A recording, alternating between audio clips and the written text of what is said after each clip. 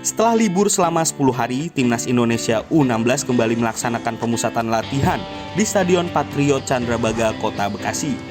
30 pemain dipanggil pelatih Bima Sakti pada TC yang digelar 9 hingga 30 Agustus ini. Menariknya, dari 30 nama, 12 diantaranya merupakan pemain baru yang tidak mengikuti TC tahap pertama. Bima menjelaskan ini bukan pencoretan, melainkan hanya proses memberikan kesempatan bagi pemain yang tidak dipanggil pada periode TC sebelumnya. Kesempatan ini pun tidak disia-siakan para muka baru untuk unjuk kemampuan di depan tim pelatih. Kesempatan buat mereka untuk kita seleksi.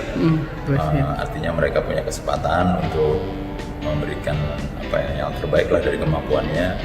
Kemudian kita harapkan mereka juga bisa cepat adaptasi dan kita lihat satu minggu ini kalau memang mereka layak untuk dimasukkan di timnas U16 kita akan ambil itu. Udah dipanggil sama Usman, syukur.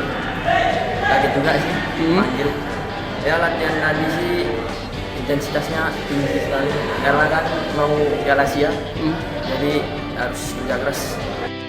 Timnas U16 akan mengikuti Piala Asia yang akan dihelat mulai 25 November. Indonesia tergabung di grup D bersama Jepang, Arab Saudi, dan Tiongkok. Setelah berlatih selama 5 hari, pelatih Timnas Indonesia U19 Sinteyong memutuskan untuk merampingkan skuadnya. 11 dari 46 pemain yang dipanggil dicoret.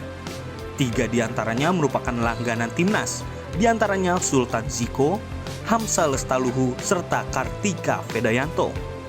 Sinteyong beralasan pencoretan ini demi memenuhi kuota pemain untuk TC ke luar negeri.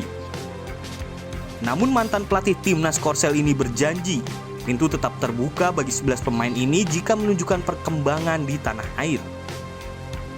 Mengenai TC ke luar negeri, Ketua Umum PSSI Muhammad Iryawan mengatakan rencananya agenda ini akan mulai dilaksanakan pada bulan ini. Namun PSSI masih belum memutuskan negara mana yang akan dituju. Saya sampaikan opsinya pertama ke Korea, kedua ke Eropa. Kita sedang mengurus itu. Nah, saya berkeinginan memang mereka tidak usah dikarantina lagi. Toh dari sini sudah sehat juga. Dan di sana juga mungkin di swab juga. Karena cukup lama 14 hari di karantina sehingga mungkin menjadi suasana psikologis yang kurang baik. Saat ini 35 pemain Timnas U19 masih menjalani pemusatan latihan bersama Timnas Senior di lapangan Madia Senayan, Jakarta. Rencananya pemusatan latihan ini akan berakhir pada 15 Agustus.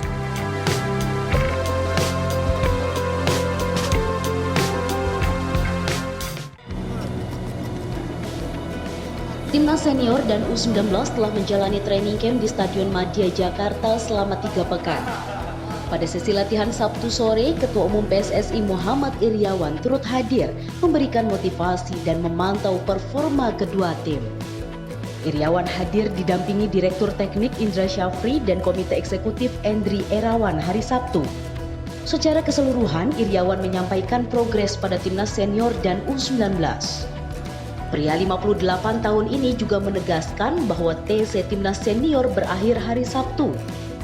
Selain untuk persiapan Liga 1 2020, Timnas Senior juga mengalami 3 penundaan pertandingan kualifikasi Piala Dunia 2022.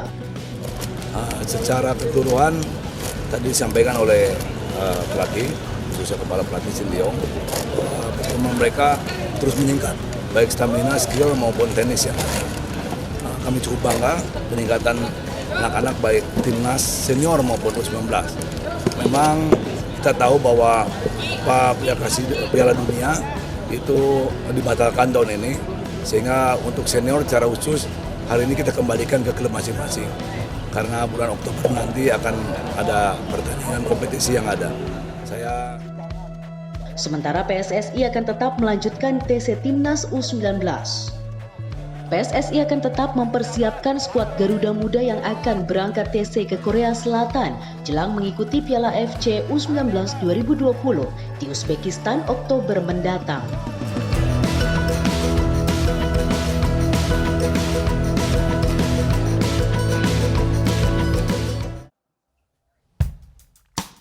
Sejak menjejakkan kaki di Indonesia, pelatih Timnas Sinteyong langsung fokus membenahi aspek fisik para pemain. Pelatih asal Korea ini menganggap fisik punggawa Garuda masih belum berada di level teratas.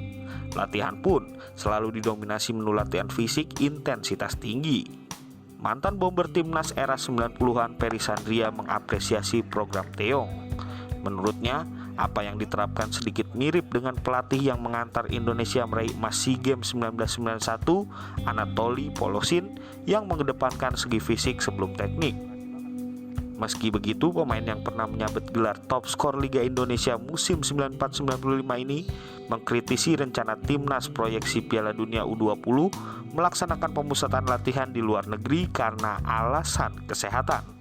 Ini juga saya masih ragukan juga mereka untuk training camp di luar. Saya rasa mereka juga mendapatkan izin ya. Gitu. Dan sekarang ini kan yang paling penting kan izin. Gitu. Ada karantina juga ya Bang? Karantina. Bukannya ada di Indonesia aja, mungkin di negara-negara ini masih ada karantina. Jadi jangan sampai nanti kita datang ke suatu negara, ke negara lain kita bawa penyakit. Gitu. PSSI memang berencana membuat pemusatan latihan bagi timnas U19 proyeksi Piala Dunia U20 2021 di luar negeri. Korea Selatan menjadi pilihan utama, di samping masih membuka opsi untuk negara lain. Namun hingga kini belum ada kejelasan mengenai negara tujuan.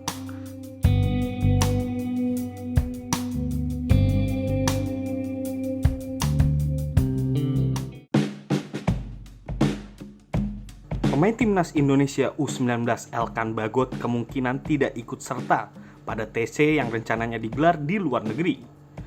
Sebab klubnya Ipswich Town hanya mengizinkan Elkan mengikuti agenda timnas hingga pertengahan Agustus.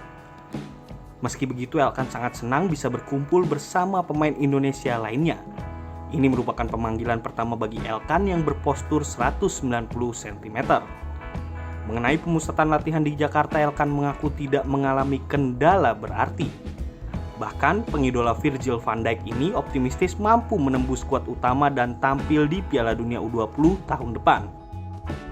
Obviously to get into the team and to win the AFC and to do well in the World Cup as well. So they're the long goals, but my short-term goal is to get a starting place in the team at the moment. Back. Left-sided because I'm left-footed, so that would be the position that I want to be in the national team.